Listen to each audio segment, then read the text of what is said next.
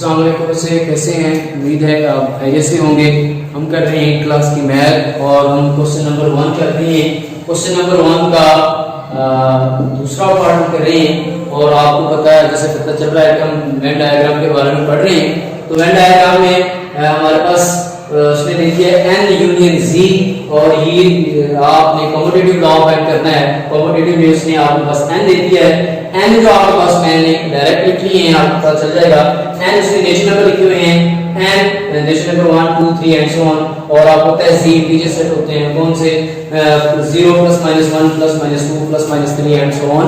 तो ये आपके पास जी इंटीजर सेट है। टाइप्स में आपको बताया गया था कि दोनों का यूनिट फाइंड करेंगे। तो दोनों का यूनिट फाइंड जब करेंगे तो वो इंटीजर्स ही आएंगे। अब बताया इंटीजर सेट यही सेट आपका इसका यूनिट होगा। तो 1 2 3 इसमें भी है, इसमें भी है, लेकिन जो दोनों को इकट्ठा करेंगे तो वही आ जाएगा -2 -1 0 1 2 3 एंड सो ऑन। तो n यूनियन z जो होगा बेसिकली एक z ही बन रहा है। देखिए इसको आपने कैसे वेन डायग्राम में पढ़ना है, वेन डायग्राम में पढ़ना है। देखिए ये तो n यूनियन z नजर आ रहा है, board n union z z set आ रहा है। तो शायद आपको याद है कि मैंने जब आपको यूनिवर्सल सेट का बताया था तो U एक बड़ा सेट है, ठीक है ना। U और U में जितने भी सेट होते हैं, जैसे मैंने बताया तो उससे छोटे सेट है तो उसको सेट के तो वो उसके क्या होते हैं, सबसेट होते हैं। यानी U में से जितने भी सेट होंगे A है, A सबसेट है U का। तो अगर देखा जाए नेचुरल नंबर में और Z में तो आपको लग रहा है कि नेचुरल नंबर और तो दो सेट इस्तेमाल हो रहे हैं, Z और नेचुरल नंबर। सेम ऐसी वही चीजें हैं आपके पास। ये ए तो सबके लिए ना, ये तो आपके पास U जो है ना वो तो है बेसिकली यूनिवर्सल सेट है, सबको सरदार है। अच्छा ये आ रहा है Z। एन और नेचर में आप खुद मुझे देख के बताएं कि नेचर नंबर आपको बड़ा लग रहा है या Z बड़ा लग रहा है। आपको बड़े अच्छे तरीके से पता चल जाएगा कि वेन डायग्राम वाकई ये वेन डायग्राम कुछ ऐसे ही होता है। बताएं मुझे कि ये n है नेचर नंबर और Z है, इंक्लूड द 0 और -1 भी -2 भी शामिल है। तो इसमें से दोनों में से सेट बड़ा जो आ रहा है बस Z आ रहा है, ऐसे है। इसलिए ये Z का दायरा हमारे पास सर्कल जो होगा वो बड़ा हो गया। समझ आ गई इस की बेटा। अच्छा उसके बाद नेचर नंबर उसके अंदर है, यानी उसका सबसेट है। यानी नेचर नंबर जितने भी हैं उसके तमाम एलिमेंट Z में मौजूद है ना, बिल्कुल है। तो इसलिए ये उसका सबसेट है। जैसे U A का यानी A के जो जितने भी एलिमेंट है वो U में शामिल है, तो A सबसेट है U का। इसी तरह N सबसेट है Z का, इसके अंदर आ जाएंगे।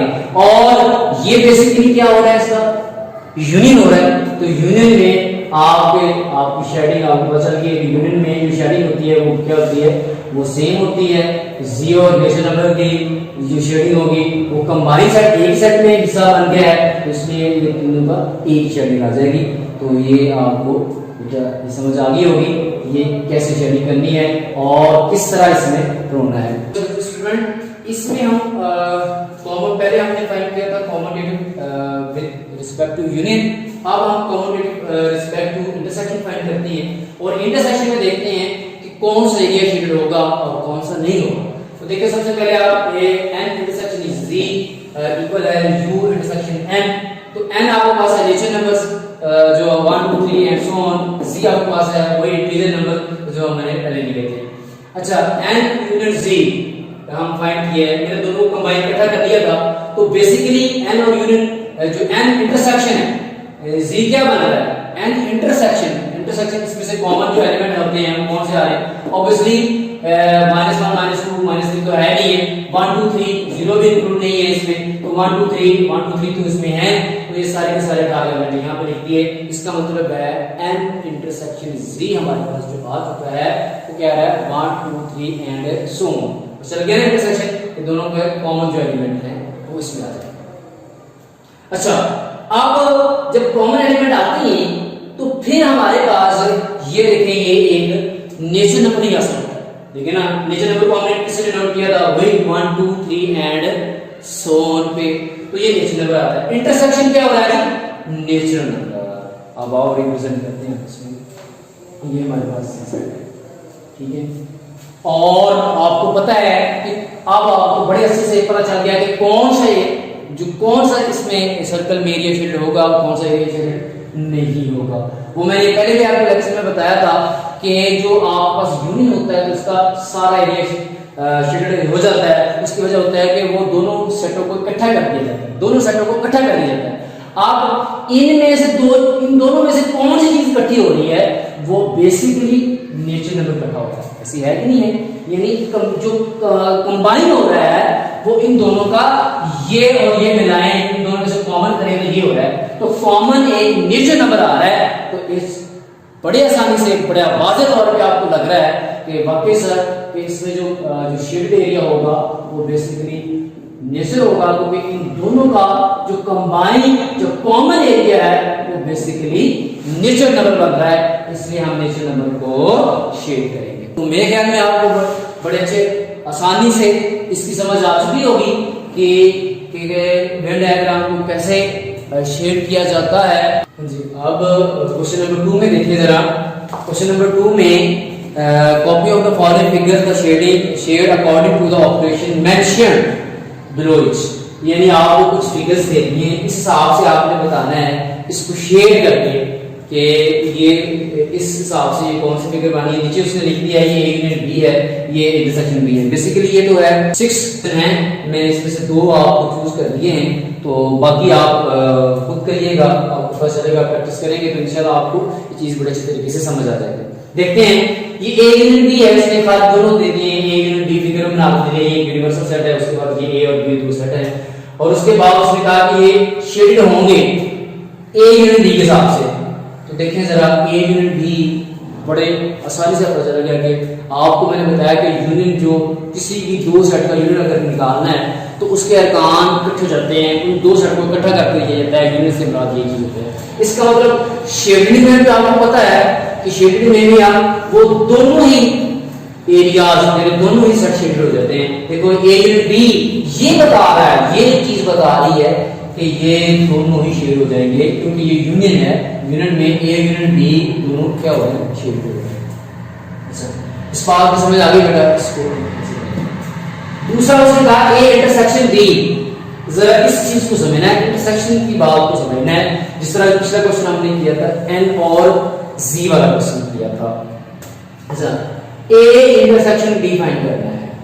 चलो इसके लिए मैं एक थोड़ा सा आपको बता दूं, ए इंटरसेक्शन बी फाइंड करना है। अगर आपके पास ए के अरकान है, हमारे पास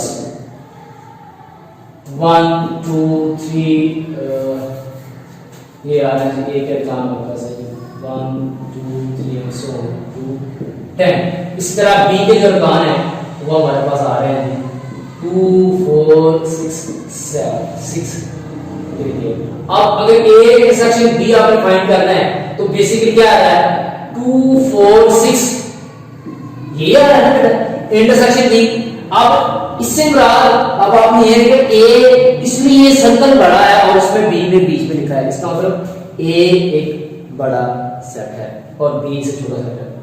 तो साबित हो चुका है इसमें बेसिकली कि ये अगर आपके पास 1 2 से लेकर 10 तक हमारे पास नेचर नंबर है और बी हमारे पास 2 4 6 है, तो जो इंटरसेक्शन सेट बने वाला है वो भी आपके पास 2 4 6 से बनने वाला है। इसका मतलब है बी जो है वो ही इसका आंसर आ रहा है। ऐसे है कि नहीं है? जो बी ही आंसर आ रहा है। अगर इंटरसेक्शन बी करें तो फिर कौन सा एरिया शेडेड होगा? पिछले क्वेश्चन में बताया था एन और जी में, तो आपके पास एन जो आंसर आ रहा था वो एरिया शेडेड हो गया। तो इंटरसेक्शन में आपको पता है जो वैल्यूज छोटी हो या वो जो कॉमन हो रही है वो कॉमन 2 4 6 हो रही है, वो ही एरिया शेडेड होगा। तो ये 2 4 6 6 में आ रहा था, बी में आ रहा था, तो B is a shaded area. तो बी इसमें क्या होगा? इसका शेडेड एरिया होगा। तो बेटा आज हमारी एक्सरसाइज होगी है एंड में। इसके बाकी क्वेश्चन जो आपके पास है associated law of unit question number 3, अगर आपके पास इन फिगर्स की और बहुत सारे शेडेड एरिया की समझ आ गई है, इसका मतलब आप क्वेश्चन नंबर 3 को बड़े अच्छे तरीके से क्वेश्चन कर लेंगे। तो बाकी रिमेनिंग पार्ट्स आप खुद करके देखें तो इंशाल्लाह आपको अच्छे तरीके से समझ आ गई। अगले लेक्चर के लिए अल्लाह हाफिज़।